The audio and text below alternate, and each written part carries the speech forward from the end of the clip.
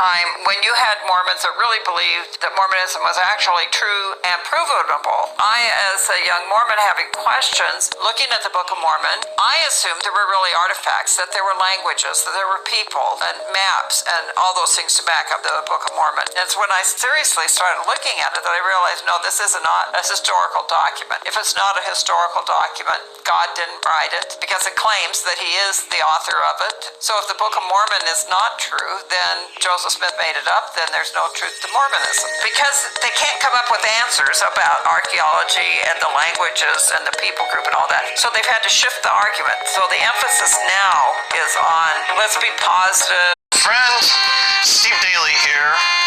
Now, I have asked LDS members to show me from the Bible the truthfulness of their religious claims. One response I have gotten is Ezekiel 37. Here they will say the Bible speaks of the coming forth of the Book of Mormon. The passage begins in verse 15. The word of the Lord came again unto me, saying, Moreover, thou son of man, take thee one stick, write upon it for Judah, and for the children of Israel his companions.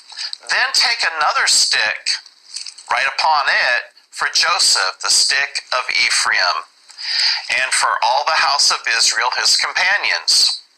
And join them one to another into one stick, and they shall be one in thy hand. Now the idea is that the sticks mentioned here are the wooden rods used to hold scrolls, ancient books. They say that the stick of Judah is the Bible, and the stick of Joseph is the Book of Mormon. And this was predicting a day in the future when the two would come together and be, quote, one in thine hand through the work of the LDS Church. But instead of referring to two books, we find that it's actually referring to two kingdoms, the southern kingdom of Judah and the northern kingdom of Israel. Barakatah Yahweh, Barakatah Yahweh Shah. Call Halayim La Yahweh, Bahashem, Yahweh Shah, Bahashem, Ha Kwadash. And double honors to the elders and apostles, the middle grade millstone. And to the rest of the brothers on down is teaching and preaching the true doctrine of Yahweh Bahashem, Shah Shalom, Bayatah Dawada. And to the occupant Aquatas out to repent, to you so-called Negroes, Latinos, and Native Americans, and also to the speckled bird, whose fathers go back to one of the 12 sons of the patriarch Jacob, Yasha Allah Shalom to you, Mashmacha. It's Shahakarab coming at you with another one, a quick one. Try to make it quick. But you saw those two clips. Now, the first clip, Jake bugged out, man. Jake bugged out. You see? And you see what the two Edomites said. The second video, you saw the Edomite chick said, it was looked like an Edomite, said, that she found out that stuff ain't, that's just idolatry. Just some old Joseph Smith garbage. Right? But you got Jake running around there. Yeah, that's the other thing. That's the second stick. When it's talking about Ezekiel 37, you a dumb nigga. You niggas are stupid, man. You niggas are you're so wise, but you're too damn stupid to see you dumb. Too damn stupid to see that you dumb, man. Right? And then you see the third so-called looking like Edomite guy, I guess, Edomite. You saw him, what'd he say? Yeah, he said, yeah, that stuff, that's made up. It's made up. See? But Jake running around talking about, yeah, that's the Northern Kingdom. That's their stuff. That stuff came from them, and they had the Aztec and the Mayan Empire. That's their stuff. Oh yeah, really? Well, why you don't see them walking around with that? Why you see a bunch of Edomites walking around with that and saying that? You Jakes are bugged out. See? But I just want to go into a few of these scriptures real quick to show you what that's talking about. See, what Ezekiel, because they talk about Ezekiel 37 is talking about, yeah, it's talking about the Bible, which is the book of Judah, and then the other part, the book of Joseph, is the book of Mormon. You're a goddamn lie. What Ezekiel 37 is talking about us being brought back together. which I grabbed that, but let's deal with the split first. Let's go here. First Kings, the 11th chapter. Right? Now we already know, and I'm gonna just jump down, start at verse 9 for the sake of time. But we already know what Solomon did right here. When he had these little heathen ass Edomite, Zidonian, Ammonite, Hittite bitches, and Egyptian bitches and all that shit, he went off. They caused them to make them some damn idols. Right? But we just go down for the sake of time. Right? Went off. Went the fuck off, man. See? And that's why when Yahushua came, he didn't deal with women the second time. Because when you go back to the beginning, when Yahushua came as Adam in the beginning, what happened? Women caused him to go off. Women caused him to go off. That's why when you go into First Ezra, the 4th chapter, and then the latter verse, it tell you that many women have caused men to err. See? So he didn't go off when he came as Yahushua, when he came to be our sacrifice. See? He didn't go off. See? But before that, and then he was straight when he came as Isaac. He was straight, he didn't go off. But when he came as Adam, that first man, which is Yahushua, he went off. And when he came back as Solomon, he went off. Women caused him to go off. See? But let's start at 9. 1 Kings 11 and 9. And the Lord was angry with Solomon because his heart was turned from the Lord Yahweh, power of Israel, Yasha Allah, which had appeared unto him twice, and had commanded him concerning this thing, that he should not go after other gods.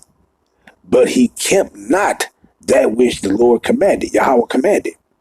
Wherefore the Lord Yahweh said unto Solomon, for as much as this is done of thee, and thou hast not kept my covenant and my statutes, which I have commanded thee, I will surely rend the kingdom from thee, and will give it to thy servant.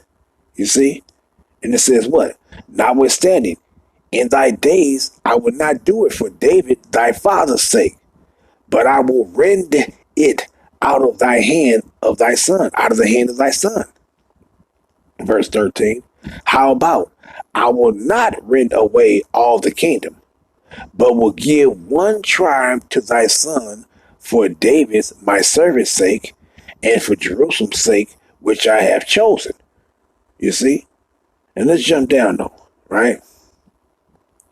We're going to jump down to round 24 for the sake of time. Do I want 24? Now let's jump down to 29. Let's see. Yeah, we jump down to 29. 29. 1 Kings 11 and 29. And it came to pass at that time when Jeroboam went out of Jerusalem, that the prophet Ahijah the Shilonite found him in the way, and he had clad himself with a new garment, and they were alone in the field. They too were alone in the field. And Ahijah caught the new garment that was on him and rent it in 12 pieces. And he said to Jeroboam, take thee 10 pieces, for thus said Yahweh, the power of Yasha Allah, behold, I will rend the kingdom out of the hand of Solomon, and will give 10 tribes to thee. You see that? But he shall have one tribe for my servant David's sake, and for Jerusalem's sake, the city which I have chosen out of all the tribes of Yasha Allah. You see? Because that they have forsaken me, and have worshipped Ashtaroth, the goddess of the Zidonians, Chemosh, and so on and so forth. Right? Verse 34. How about, I will not take the whole kingdom out of his hand, but I will make him prince all the days of his life for David my servant's sake, whom I chose because he kept my commandments and my statutes. But I will take the kingdom out of his son's hand, and will give it unto thee, even 10 tribes. And unto his son will I give one tribe, that David my servant may have a light always before me in Jerusalem, the city which I have chosen to put my name there. And I will take thee, and thou shalt reign according to all thy soul desireth, and shall be king over Yashar'Allah, over the northern kingdom. Talking to Jeroboam, right? But let's go down to 43. And what he says? And he says what? And Solomon slept with his fathers, and was buried in the city of David his father, and Rehoboam his son reigned in his stead. So Jeroboam got the 10 tribes, the northern kingdom, and Solomon's son Rehoboam got the southern kingdom, Judah and Benjamin. See? And that's what happened. That's the split. The split took place. See? So Ezekiel 37 ain't talking about the book of Judah, which is the Bible, and the northern kingdom, the Joseph, which is in the stick of hand that was in Ephraim. That's talking about the book of Mormon. That ain't what that's talking about. That's a goddamn lie, man. See? And any of our people that's sitting back saying that, you bugged out, man. You bugged out. See? But let's go to this right quick. 12. And I'm going to read from 1 to 17. Because this is why when Rehoboam was seeking counsel of what he should tell the northern kingdom when they came, the Most High put in his heart to follow after the counsel of inexperienced young men instead of experienced old men that would give you the right wisdom, the right advice. He followed after the advice of young men, basically those that didn't have wisdom, that didn't give you wise counsel. And it was all just to fulfill the thing which Yahweh said, that the northern kingdom, you ain't getting ruler, you ain't getting the ruler. I'm severing the kingdom. You getting only the southern kingdom, Judah and Benjamin, and Jeroboam is getting the rest. See, but let's start it. 1 Kings 12 and 1. And Rehoboam went to Shechem, for all Yashar'Allah were come to Shechem to make him king. To who? To make who king? Rehoboam. And it came to pass, when Jeroboam the son of Nebat, who was yet in Egypt, heard of it, for he was fled from the presence of King Solomon, and Jeroboam dwelt in Egypt, that they sent and called him, and Jeroboam and all the congregation of Yashar'Allah came, and spake unto Rehoboam, saying, Thy father made our yoke grievous. Now therefore make thou the grievous service of thy father and his heavy yoke, which he put upon us, lighter, and we will serve thee. And what they said, we will serve you. Talking about Rehoboam. And it says, and he said unto them, Depart ye for 3 days, then come again to me. And the people departed, and King Rehoboam consulted with the old men that stood before Solomon his father, while he yet lived, and said, How do ye advise that I may answer this people? And they spake unto him, saying, If thou wilt be a servant unto this people this day, and will serve them, and answer them, and speak good words to them, then they will be thy servants forever. But he forsook the counsel of the old men, which they had given him, and consulted with young men that were grown up with him, and which stood before him. And he said unto them, What counsel give ye, that we may answer this people? Who have spoken to him, saying, Make the yoke which thy father put upon us lighter.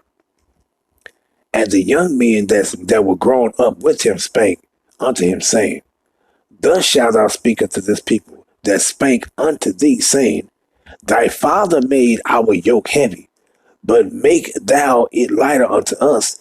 Thus shalt thou say unto them, My little finger shall be thicker than my father's loins. And now, whereas my father did lay you with the heavy yoke, I will add to your yoke.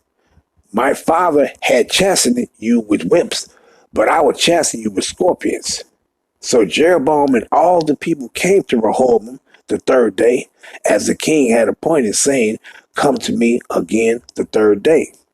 And the king answered the people roughly, and forsook the old man's counsel that they gave him, and spake to them after the counsel of the young men, saying, my father made your yoke heavy, and I will add to your yoke. My father also chastened you with whips, but I will chasten you with scorpions. Wherefore the king hearkened not unto the people. Slakia. The king hearkened not unto the people, for the cause was from the Lord. What? Wherefore the king, meaning Rehoboam, hearkened not unto the people, for the cause was from Yahweh. That's why.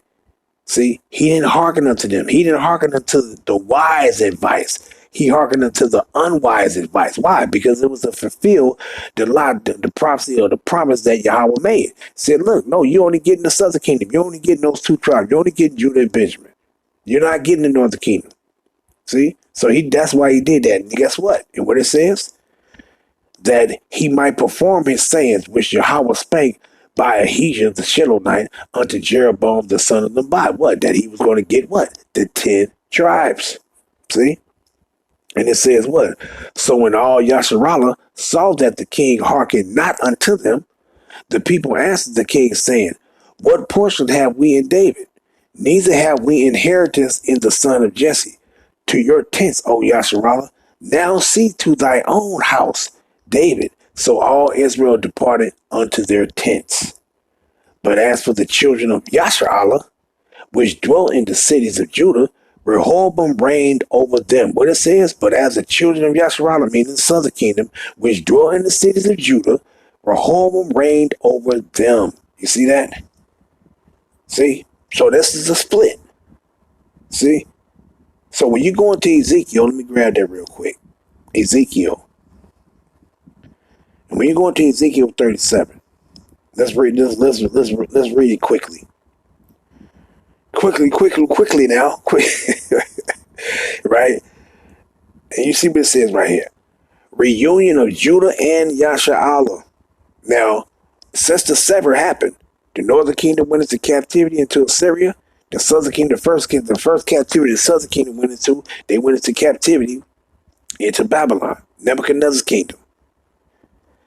We ain't been back together as a nation of people together since. See?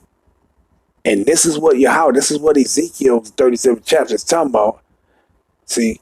But Yahweh is coming to close up those breaches. He's coming to gather us back together as a nation, and we ain't gonna be separated no more again. It ain't talking about no book, the Bible, and then the Book of the Mormon. That ain't what it's talking about. See? And you Jakes just be tossed to and fro, man. But let's start it. Ezekiel 37:15.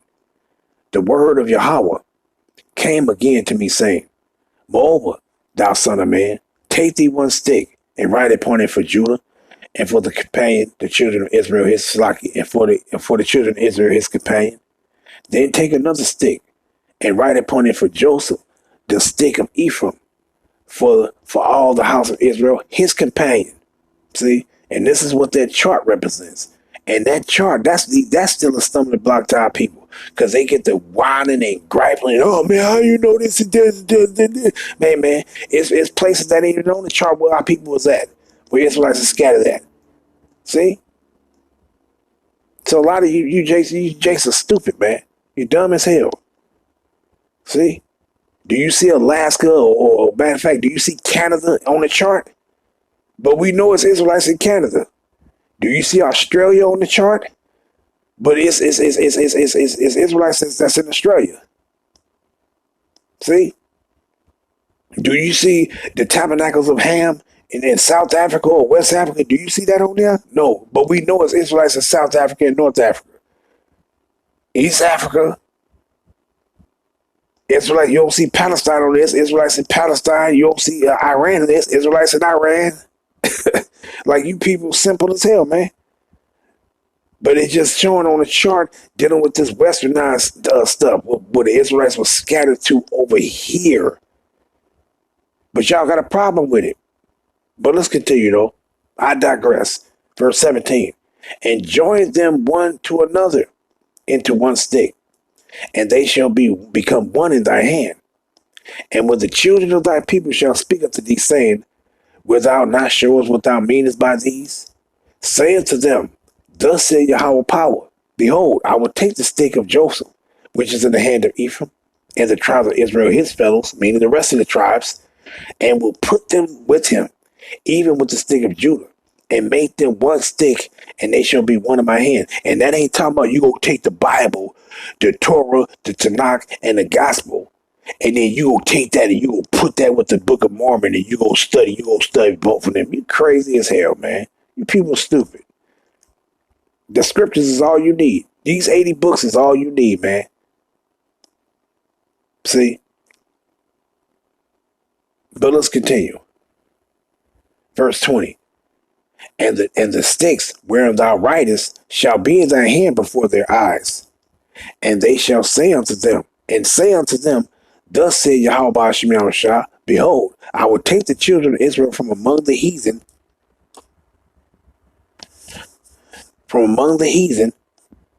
whether they be gone, and will gather them on every side and bring them into their own land. See? So we're preaching to our people by the chart and showing you Israelites, hey, if the Spirit revealed that hey, come into the fold, repent. See? If not, keep being a fuck up and then wait for your destruction. Just that simple. See? Because what? Yahweh shall come in to save his people and gather us back together into one. Verse 22. And I will make them one nation in the land upon the mountains of Israel. And that ain't happening now. See? Because if you got some damn heathens over there in our land, trotting down our land, talking about they us. But then you got some of our people that went back over there, been over there 50 some years or whatever, over there. They not being accepted by them damn people. See? But wait, so this, you ain't even fitting this, because it says that you gonna come back as one. So that ain't that they through, man. They through. And I will make them one nation upon the mountains of Israel, and one king shall be king to them all. And they shall be no more two nations anymore at all, neither shall it be divided into two more kingdoms, into two kingdoms anymore at all. You see that? So this is what this is talking about. It ain't talking about no two books. It's talking about us as a people. The spiritual awakening going to happen. The gospel will be spoken to the northern kingdom and southern kingdom. You know, just like I said, those two witnesses in Revelations 11 and 8. Well, probably think it's like around verse 4 or 5. Those two witnesses, which is the southern kingdom and northern kingdom. You're going to have Israelites from the southern kingdom and Israelites from the northern kingdom preaching the truth. See? And then Yahweh is going to come perform the literal gathering of the two tribes, and he going to close up that breach that was made, that separation. See? Let me finish. Neither shall they be divided. It's like neither shall they defile themselves anymore with their idols, nor with their detestable things, nor with any of their transgressions. But I will save them out of all their dwelling places wherein they have sinned, and I will cleanse them. So shall they be my people, and I will be their power. And David my servant shall be king over them, and they shall all have one shepherd. They shall also walk in my judgment and observe my statutes and do them. You see that? And this is talking about that Davidic kingdom. See, that ain't happening right now. See? In that Davidic kingdom, it ain't for no other people to be ruling within that Davidic kingdom. That's for the Israelites rulership under Yahweh Ba'ashem Yahushua. Period. See? Now let me grab this one though. Let's go to Amos. Amos chapter 9. And let's go to verse 11. And it says what? When it says the restoration of Yashar'Allah. In that day, I will raise up the tabernacle of David that is fallen and close up the breaches thereof. What was the breaches? The separation. What was the tabernacle of David? When David ruled all 12 tribes. Though all 12 tribes was given to Solomon, and Solomon ruled all 12 tribes. After Solomon transgressed and the kingdom was split, it was split. That was the house of David that was fallen. See? It was done. And he says what? And I will raise up his ruins And I will build it as in the days of old. Meaning what? Hey, that be coming back together. See? The throne of David being established again. See? And that wasn't fulfilled in no Acts. Because you got some people who say, oh yeah, that was fulfilled in Acts. No, it ain't. No, it wasn't. No, let's go here. Acts 15 and 13. James' judgment. And after they had held their peace, James answered, saying, Men and brethren, hearken unto me. Simeon had declared how Yahweh at the first did visit the Gentiles to take out of them a people for his name. And who was these Gentiles? Israelites, not no heathens. And it says what? And to this agree the words of the prophets, as it is written, after this I will return. What? I will return and will build again the tabernacle of David, which is fallen down. And I will build again the ruins thereof and will set it up. You see? I will set it up. See? That what? That the residue of men might seek after the Lord, and all the Gentiles upon whom my name is called, said Yahweh, who doeth all these things. Now, who are these Gentiles talking about? It ain't talking about no heathens. Because do you think the house of David is heathens? No, the house of David is all 12 tribes. Not no heathens. See? So these people is through. And that wasn't fulfilled. This Amos 9 and 11 was not fulfilled right here in Acts 15. It wasn't fulfilled in. It's going to be fulfilled when Yahweh shall return. See? Matter of fact, let me grab this in Ephesians. Ephesians chapter 2. All right? I'm going to start here. Verse 11. Wherefore remember that ye being in times past Gentiles in the flesh, who are called uncircumcision by that which is called circumcision in the flesh made by hands. Now, when you go into the history, I ain't going to do it now. But when you go into the history, it's talking about people that was Hellenized. Those that were forbidden from circumcising their children. And later on down the line, our people kept following those from one generation to the next of our people that was born in these particular areas outside of our land. They continued in that same thing. They was not keeping the tradition of circumcising their sons the 8th day of their birth. See? But let's move on. And it says, verse 12. That at that time you were without Mashiach, being aliens from the commonwealth of Yasharallah, and strangers from the covenants of promise, having no hope and without Yahweh in the world. Why? Because our people wasn't worshiping Yahweh when they was in these lands. They was worshiping idols. See? They didn't know nothing about the covenants that Yahweh was speaking about, that I'm going to make a new covenant with you. They didn't know nothing about that. They were scattered. They was following after the heathens. They didn't know nothing about the second covenant. They didn't know nothing about it. That Yahweh was going to establish. They didn't know nothing about that. So they was alienated. Meaning what? They was living in other lands. They didn't know nothing about it. This is why the gospel had to be spoken to them. This is how the things that Paul had and Barnabas and so on and so forth, they had to speak unto these things which took place during the time of Yahweh in the land. Because why? They was not in the land. Right? Verse 13. But now in Mashiach, Yahushua, ye who sometimes were afar off are made nigh by the blood of Yahushua. For he is our peace, who had made both one and had broken down the middle wall of partition between us. See that? And that middle wall of partition, it was what? Between the southern kingdom and the northern kingdom.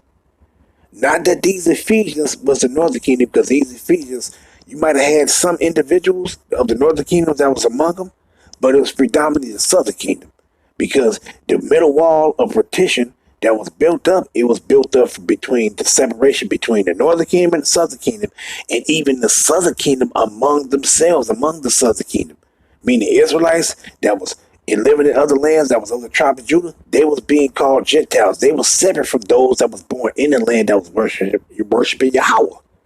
See? That middle wall was even established between the separation between those of the southern kingdom. See? So Yahushua is coming to break down that middle wall of partition between the southern kingdom and the northern kingdom, and even the southern kingdom among themselves. See? He coming to destroy that. And how's he going to destroy that? Let's grab this. Romans 11 and 26. And what did he say? Romans 11 and 26. Let's read it. But it says, start at 25. For I will not, brethren, that ye should be ignorant of this mystery. What? This mystery. What? This mystery. This secret. Lest ye should be wise in your own conceits.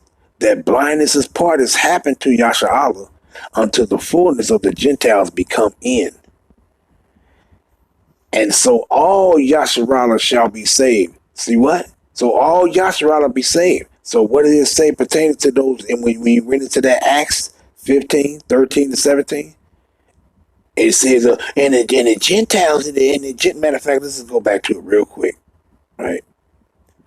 And what it says right here, verse 17, that the residue of men might seek after the Lord, and all the Gentiles upon whom my name is called, meaning who is called by the name of Yahweh. Meaning all the Gentiles is called by the name of Yahweh. Ain't no heathens called by the name of Yahweh.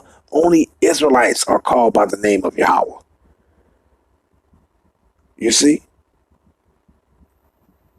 So this is what he's talking about Israelites. Let's go back to it. Romans 11 and 25.